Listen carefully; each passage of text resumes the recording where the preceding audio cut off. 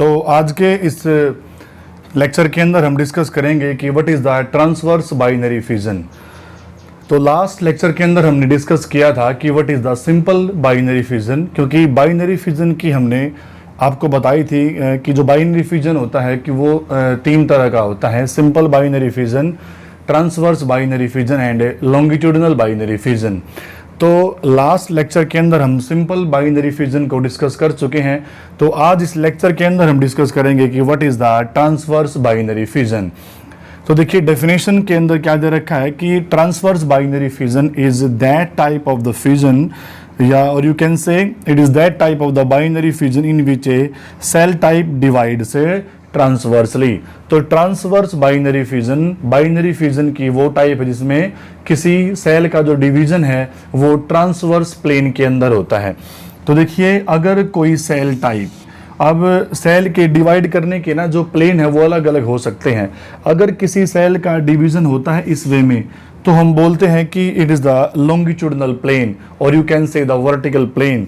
और अगर किसी सेल का डिवीजन जो है अगर वो इस वे में होता है, इसको हम बोलते हैं it is called as the transverse plane, और you can say the horizontal plane. तो लेक्चर हमारा क्या है आज का कि हम पढ़ेंगे कि ट्रांसवर्स बाइनरी फिजन जो है वो क्या होता है और ये किस तरह के जो ऑर्गेनिज्म है उनके अंदर देखने को मिलता है। तो देखिए ट्रांसवर्स बाइनरी फिजन की वो टाइप है जिसमें कोई सेल ट्रांसवर्सली क्या करती है, डिवाइड करती है। मतलब कि ये जो प्लेन है अगर सेल इस वे में डिवाइड करेगी तो डिवाइड करने के बाद जो डॉटर सेल्स हैं वो एक दूसरे के ऊपर नीचे बनेंगी।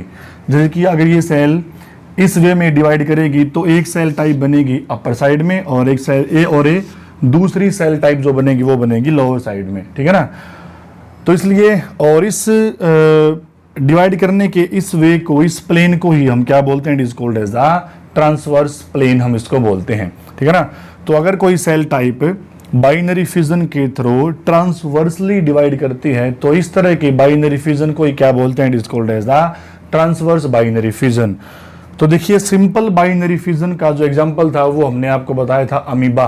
हमने अमीबा के थ्रू सिंपल बाइनरी फिजन को पढ़ा था। और ट्रांसवर्स बाइनरी फिजन का जो एग्जांपल है वो हमने यहाँ पे दे रखा है पैरामीशियम, ठीक है ना।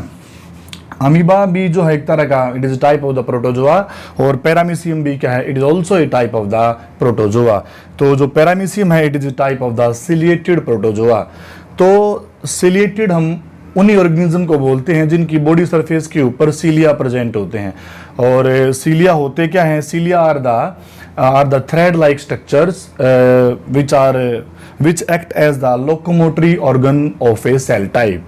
जो सीलिया होते हैं वो थ्रेड लाइक स्ट्रक्चर होते हैं और जो किसी सेल सरफेस के ऊपर प्रेजेंट होते हैं। और ये जो सीलिया हैं ये उस सेल टाइप के लोकोमोटरी ऑर्गन, लोकोमोटरी का मतलब होता है जो लोकोमोशन के अंदर हेल्प करे, और लोकोमोशन का मीनिंग होता है मूवमेंट, ठीक है ना। तो मूव करने को ही क्या बोलते हैं, it is called as the locomotion. तो जो सीलिया हैं वो सेल के लोकोमोटरी ऑर्गन्स होते हैं। और क्योंकि पैरामीशियम ऐसे प्रोटोजोआ हैं जिनकी बॉडी सरफेस के ऊपर सीलिया प्रेजेंट होते हैं, so they are called as the ciliated protozoa, ठीक है ना। तो पैरामीशियम की हेल्प से हम समझेंगे कि what is the transverse binary fission. तो देखिए ट्रांसवर्स बाइनरी फिजन को समझने से पहले हमें समझना होगा कि एक पैरामीशियम का जनरल बॉडी स्ट्रक्चर जो है वो कैसा होता है। तो देखिए एक पैरामीशियम जो है एक तरह का प्रोटोजोआ है, it is type of the unicellular organism. तो इसका जो बॉडी स्ट्रक्चर है वो किस वे का होता है, तो देखिए इसमें आप, तो यहाँ पे तीन अलग अलग डायग्राम हमने दिखा रखे हैं। फर्स्ट डायग्राम के अंदर हम आपको बताएंगे कि एक पैरामीशियम का जनरल बॉडी स्ट्रक्चर जो होता है वो किस तरह का होता है। तो देखिए एक पैरामीशियम की बॉडी के ना दो पार्ट होते हैं, मतलब कि उसके दो टर्मिनल एंड होते हैं, उसके दो सिरे होते हैं, उसकी बॉडी के दो अलग अलग एंड हैं। तो देखिए इसका जो ऊपर वाला जो एंड है वो स्फेरिकल शेप का है। इसका जो ऊपर वाला जो एंड हमने दिखा रखा है इसको हमने ये स्फेरिकल शेप का है, और जबकि जो इसका लोअर पार्ट है ये कोनिकल शेप का है, ठीक है ना। तो कोनिकल का मीनिंग होता है शार्प, ठीक है ना। तो जो चीज़ पॉइंटेड हो, शार्प हो, मतलब कि शार्प एंडेड हो या फिर वो कैसी हो, वो पॉइंटेड हो, तो उसको हम सिंपली उसको हम जो है कोनिकल शेप का हम बोल सकते हैं।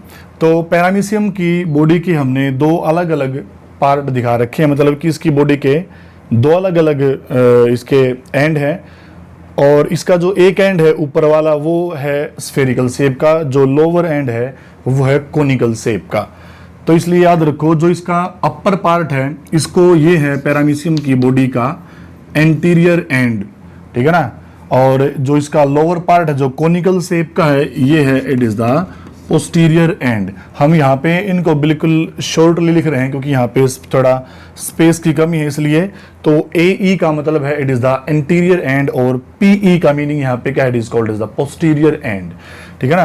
और बाकी सेल टाइप की तरह पैरामीशियम के अंदर भी जो फ्लूइड भरा होता है उस फ्लूइड को हम क्या बोलते हैं, it is called as the cytoplasm. और यहाँ पे अपर रीजन के अंदर जो एक स्फेरिकल शेप्ड स्ट्रक्चर जो दिखा रखा है, और इस स्फेरिकल शेप्ड स्ट्रक्चर की एरो के थ्रू हमने दिखा रखा है कि ये स्फेरिकल शेप्ड जो स्ट्रक्चर है इसको हमने ले रखा है ए वी का मीनिंग यहाँ पे है, ए का मीनिंग है एंटीरियर और वी का मीनिंग है वैक्यूल, मतलब कि ये है इसकी एंटीरियर वैक्यूल, क्योंकि ये वैक्यूल जो है पैरामीशियम के एंटीरियर एंड की तरफ प्रेजेंट है, इसलिए क्या बोला इसको, it is called as the anterior vacuole.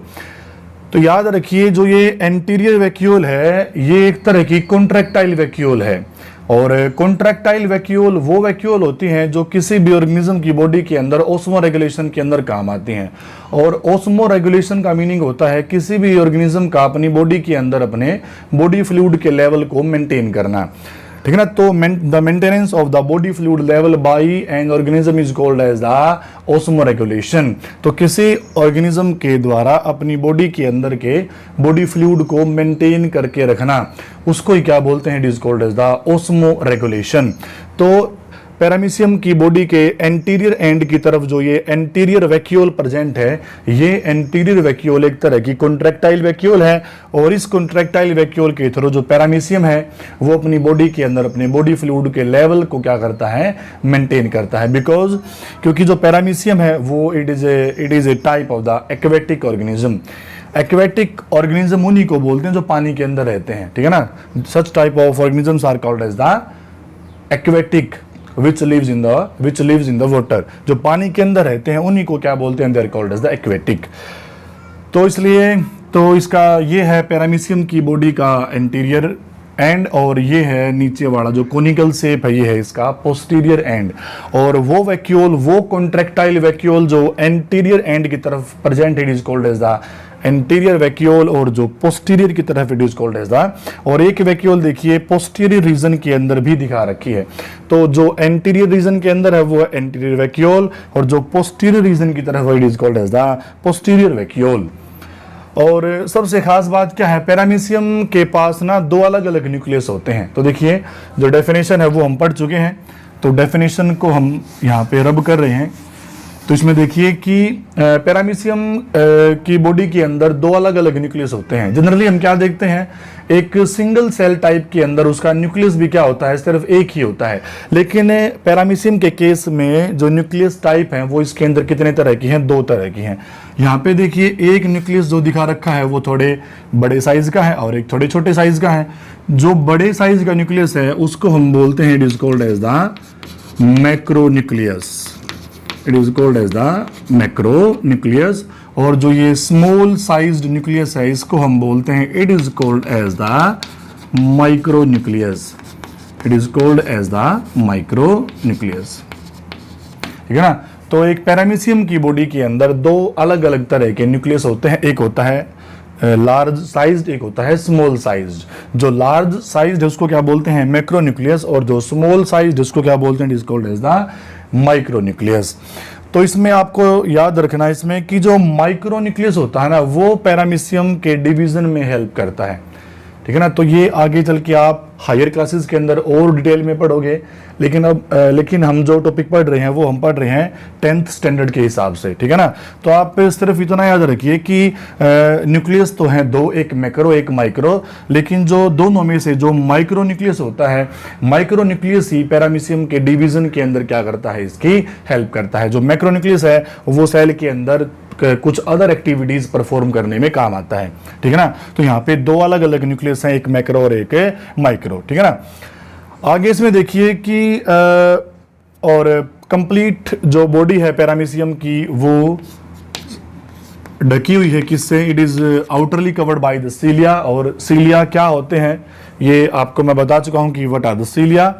और इसमें देखिए कि अब यहाँ पे इस न्यूक्लियस के साइड में दो स्ट्रक्चर यहाँ पे शो कर रखे हैं, और इन स्ट्रक्चर को हम बोलते हैं, they are called as the cytopharynx. क्या बोलते हैं, they are called as the cytopharynx. तो यहाँ पे इसकी लेबलिंग कर देंगे हम, और नाम क्या दिया इसको हमने, it is called as the साइटोफेरिंग्स।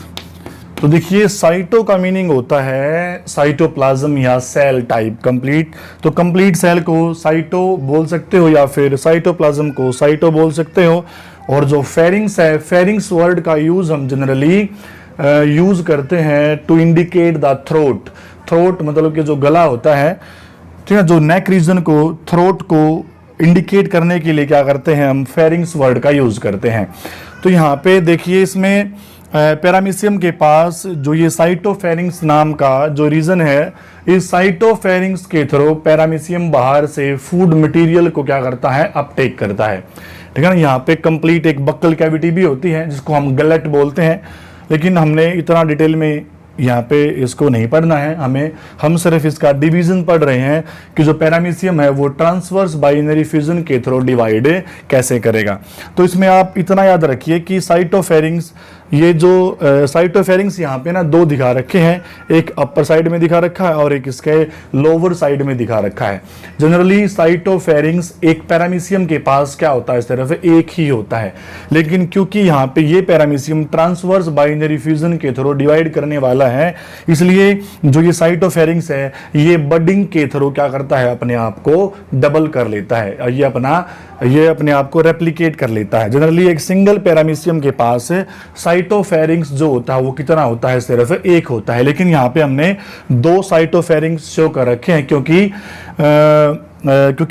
जो डायग्राम के अंदर जो पैरामीशियम हमने शो कर रखा है, ये पैरामीशियम जो है बाइनरी फ्यूजन के थ्रू ये डिवाइड करने वाला है। और सेल डिवीजन का रूल होता है, हर एक सेल टाइप अपने आप को डिवाइड करने से पहले अपने अंदर का सारा कंटेंट क्या कर लेती है, वो रेप्लिकेट कर लेती है, उसको डबल कर लेती है। क्योंकि जब एक सेल टाइप से दो सेल टाइप बनती है तो सेल के अंदर का जितना भी कंटेंट होता है उस सारे कंटेंट को दो अलग अलग सेल टाइप के अंदर इक्वली डिस्ट्रीब्यूट करना पड़ता है, ठीक है ना।